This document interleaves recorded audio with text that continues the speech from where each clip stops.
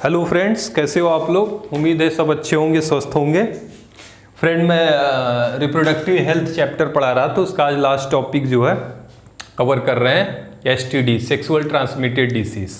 इसको और नामों से जाना जाता है फ्रेंड, जैसे रिप्रोडक्टिव ट्रैक इन्फेक्शन RTI, इसको विनेरल डिसीज भी बोलते हैं फ्रेंड, जो सेक्सुअल कांटेक्ट बनाने में फैलता है। ठीक है, इसको वर्टिकल ट्रांसमिशन ऑफ डिसीज भी बोला जाता है, क्योंकि एक होता है हॉरिजेंटल ट्रांसमिशन ऑफ डिसीज, एक होता है वर्टिकल ट्रांसमिशन ऑफ डिसीज।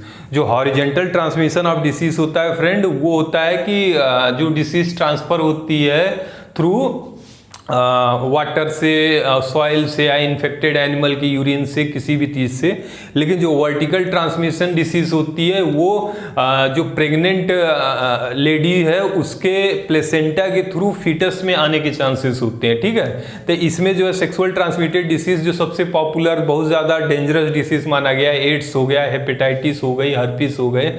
तो हर्पिस और एड्स वर्टिकल ट्रांसमिटेड है, मतलब माँ के अंदर अगर HIV वायरस है एड्स का, तो प्रेग्नेंट है तो बच्चे में जो फीटस पल रहा है उसमें जो है प्लेसेंटा के थ्रू वो एड्स वायरस, HIV वायरस आने के चांसेस रहते हैं। इसलिए इसको वर्टिकल ट्रांसमिशन डिसीज भी बोल सकते हैं। ठीक है, और ये जो सेक्सुअल ट्रांसमिटेड डिसीज है फ्रेंड, ये ज़्यादातर जो है देखा गया यंग एज कपल में, जो नए एज के मेल और फीमेल होते हैं, near about 15 to 25 year age में ये ज़्यादा चांसेस होते हैं होने की, क्योंकि इस समय जो है टीनेजर्स होते हैं, उन्हें सेक्स के प्रति बहुत ज़्यादा अवेयरनेस नहीं होती है, जानकारी नहीं होती है, जिससे जो है ये सेक्सुअल ट्रांसमिटेड डिसीज़ बहुत ज़्यादा मात्रा में जो है इंक्रीज हो जाते हैं। ठीक है, इसके रूट ऑफ इन्फेक्शन कैसे कैसे ट्रांसफर होते हैं फ्रेंड, कोई भी महिला हो या पुरुष हो, अगर उसमें ये इन्फेक्शन है, कोई वायरल इन्फेक्शन है जो सेक्सुअली ट्रांसमिटेड होते हैं, या बैक्टीरियल या प्रोटोजोअल कोई इन्फेक्शन है, तो अगर वो कोई सेक्सुअल रिलेशनशिप बनाएगा, अगर फीमेल के अंदर ये इन्फेक्शन है, मेल के साथ बनाए तो मेल में ट्रांसफर हो जाएगी, और वो मेल के ट्रांसफर हो गया, वो किसी और के साथ अगर सेक्सुअल रिलेशनशिप बनाया तो वो फीमेल को ट्रांसफर करेगा। ऐसे ये साइकिल चलती रहती है। ठीक है, तो इससे जो है जो कपल से या जो मेल या फीमेल के पास मल्टीपल पार्टनर होते हैं या अननोन पार्टनर के साथ सेक्सुअल रिलेशनशिप बनाते हैं, उनमें ये होने के, बीमारी ट्रांसफर होने के चांसेस बहुत ज़्यादा होते हैं। ठीक है, तो रूट ऑफ ट्रांसमिशन में इनका है जेनिटल कॉन्टैक्ट, जो है सेक्सुअल रिलेशनशिप बनाते हैं उनसे ये ट्रांसफर होती है बीमारियाँ, और जो है आपका जो जेनिटल ऑर्गन और ओरल सेक्स के थ्रू भी डिसीज ट्रांसफर होती है, और जेनिटल ऑर्गन और एनल सेक्सुअल रिलेशनशिप बनाने से भी ये डिसीज ट्रांसफर होती है।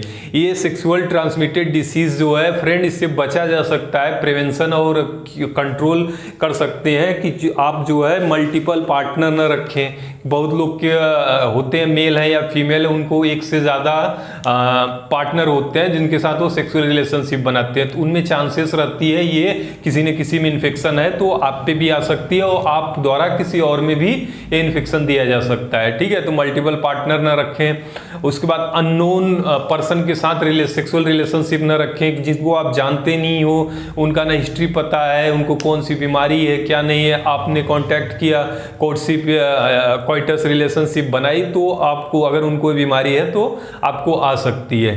ठीक है, और अननोन पार्टनर हैं के साथ आप सेक्सुअल रिलेशनशिप बना रहे हैं, या तो मल्टीपल पार्टनर हैं, तो यूज ऑफ कंडोम का इस्तेमाल जरूर करें फ्रेंड। हमारा सरकार भी इस पे बहुत ज़्यादा जोर दे रही है, खासकर टीनेजर के लिए, क्योंकि उनको अगर अननोन पार्टनर के साथ कोई सेक्सुअल टच में आ रहे हैं तो बहुत सी ऐसी बीमारियां हैं जिनका कोई इलाज नहीं है, उनमें से एक एड्स है, हेपेटाइटिस है, तो कंडोम का यूज से इससे बचा जा सकता है। ठीक है फ्रेंड, अब आइए ये इसमें पढ़ते हैं कि सेक्सुअल ट्रांसमिशन डिसीज होते कौन कौन हैं।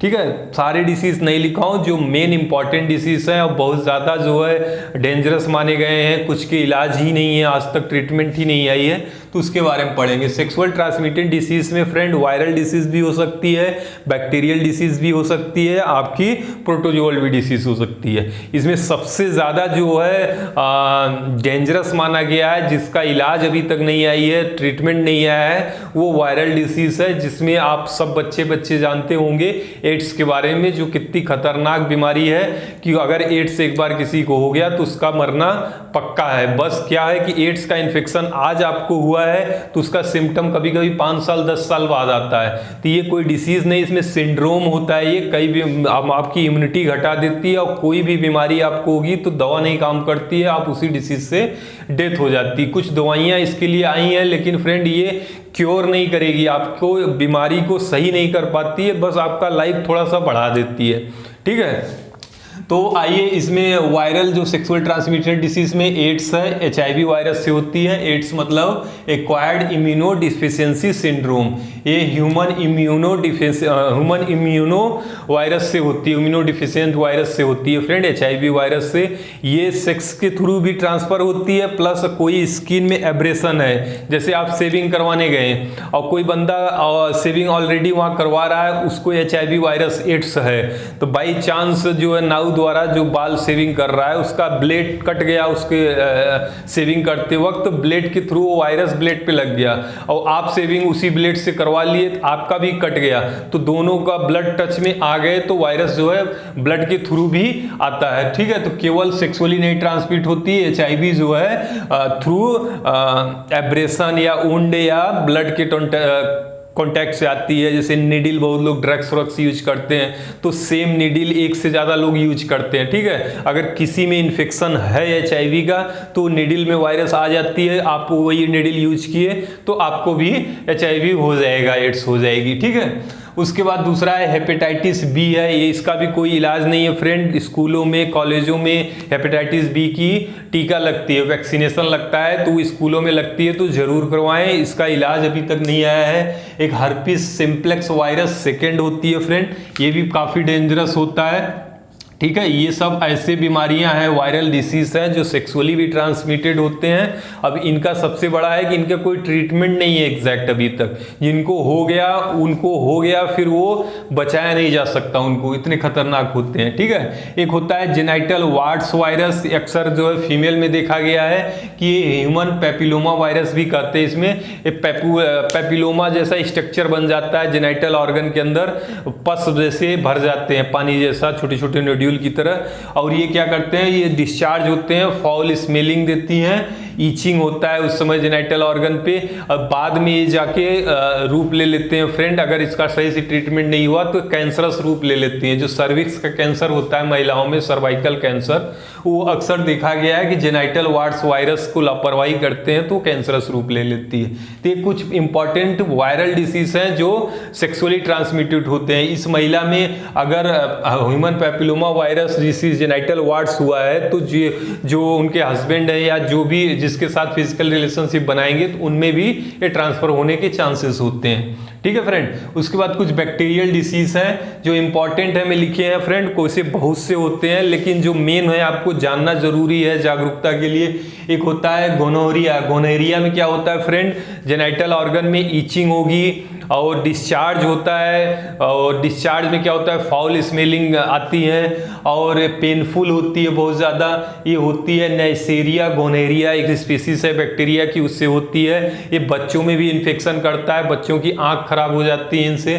तो इसका इलाज है, तो जैसे ही हो आप ट्रीटमेंट के लिए जाओ, डॉक्टर के पास जाओ तो ट्रीटमेंट हो जाता है। ठीक है, क्लेमेडिया है जो कि क्लेमेडिया ट्रेमेला से होती है। एक होता है सिफिलिस। सिफिलिस भी काफ़ी इंपॉर्टेंट डिसीज है जो सेक्सुअली ट्रांसमिटेड होती है फ्रेंड, ट्रिपोनिमा पैलिडियम से होती है। ठीक है, सिफिली में क्या होता है फ्रेंड, सिफिली में होता है फीवर होती है। इन्फेक्शन के बाद क्या क्या सिम्टम आ सकते हैं, फीवर होगा, पेन होती है बहुत ज़्यादा फ्रेंड, रैसेस निकलेंगे जेनाइटल ऑर्गन रीजन में, कई रीजन में। ये कभी कभी CNS हमारे ब्रेन तक पहुंच जाता है और माइल्डनेस तक काज कर देती है, इंसान पागल होने लगता है।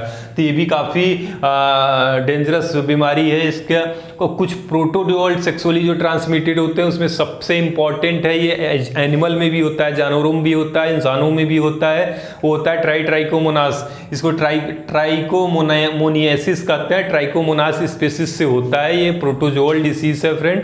और ये क्या करता है कि ग्रीनिश डिस्चार्ज होगी, फीमेल में अगर हुई है तो ग्रीनिश डिस्चार्ज होगी वेजाइना के थ्रू, और प्लस जो है प्रेगनेंसी के दौरान ये एबॉर्शन क्रॉस कर देता है। ठीक है, तो प्रेगनेंसी रुकने नहीं देता है, बच्चे एबॉर्ट हो जाते हैं फर्स्ट ट्राइमेस्टर में, पहले 3 महीने की प्रेगनेंसी में बच्चा गिर जाता है या बच्चा एबॉर्ट कर जाता है ट्राइकोमोनास से। तो इसमें कुछ बीमारियां हैं फ्रेंड जो नॉन क्योरेबल है, मतलब इनका इलाज नहीं है, इनका बचाव ही है। ठीक है, आप प्रिवेंशन करेंगे वही बचाव है।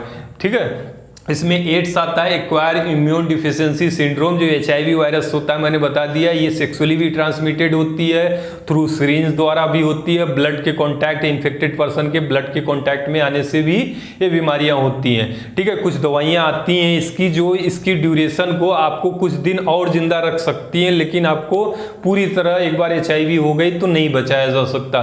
तो सावधानी ही बचाओ है फ्रेंड। और दूसरा है हेपेटाइटिस बी, इसको बचपन में टीके लगते हैं, जरूर लगवाएं, क्योंकि ये भी नॉन क्योरेबल है, बेइलाज इलाज है, मतलब इसका इलाज नहीं है, हर्पीस वायरस है। तो इन सब से बचने के लिए आप मल्टीपल पार्टनर न रखें सेक्सुअल रिलेशनशिप के लिए, कोई अननोन पर्सन के साथ आप फिजिकल रिलेशनशिप न बनाएं। अगर ऐसा कुछ कर रहे हैं फ्रेंड तो कंडोम का इस्तेमाल करें, तो इससे सेक्सुअली ट्रांसमिटेड डिसीज से बचा जा सकता है। ठीक है फ्रेंड, और उसके बाद हम जो है फ्रेंड ऐसे ही छोटे छोटे क्लास भी पढ़ाते हैं, जो छोटी मोटी बीमारियां हैं, जो डेली यूज़ की चीज़ें हैं, खाने की, क्या खाना चाहिए क्या नहीं खाना चाहिए, क्या हमारे लिए फ़ायदेमंद है क्या नहीं है, उस पर भी वीडियो बनाते हैं। हम पशुओं के बारे में भी वीडियो बनाते हैं कि कैसे पेट्स, अपने पेट्स का केयर करें, कैसे अपने गाय भैंस पशुपालन में जो है आगे बढ़ाएं, उनकी बीमारियों को रोकें। तो कुछ छोटे छोटे वीडियो साथ साथ देते रहते हैं फ्रेंड। और साथ में बायोलॉजी का चैप्टर वाइज NCERT भी कवर करते हैं। जो भी स्टूडेंट जो है बायोलॉजी सब्जेक्ट से तैयारी कर रहे होंगे, चाहे नीट का करें, TGT का, PGT, KVS, NVS, JIC, UPPSC, तो उनके लिए जो है हम बायोलॉजी का एक एक पॉइंट जो है डिस्कस करते हैं यहाँ पे। तो हमारे चैनल को सब्सक्राइब जरूर करिएगा friend. Study by doctor JK नाम से हमारा चैनल है, चैनल को सब्सक्राइब लाइक करिए। जो भी प्रॉब्लम हो आप कमेंट करिए, कमेंट में हम जरूर जवाब देंगे फ्रेंड। फिर मिलते हैं नेक्स्ट वीडियो पे। अगला वीडियो हम एड्स पे लाएंगे, तो मिलते हैं फिर नेक्स्ट वीडियो पे। Thank you friends.